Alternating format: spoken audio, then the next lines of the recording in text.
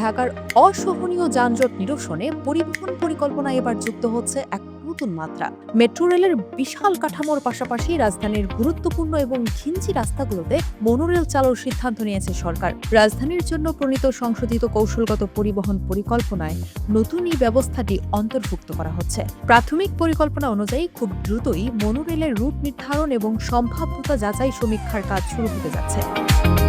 যোগাযোগ অবকাঠামো বিশেষজ্ঞরা বলছেন, মেট্রো রেল সাধারণত প্রধান সড়কগুলো ধরে চলে, যার ফলে শহরের ভেতরে সরু গলি বা ঘিঞ্জি এলাকায় মানুষ সরাসরি এর সুবিধা পায় না। কিন্তু মনো রেলের বিশেষত্ব হলো এটি তুলনামূলক কম জায়গায় এবং অত্যন্ত সরু এলাকায় সহজেই নির্মাণ করা সম্ভব।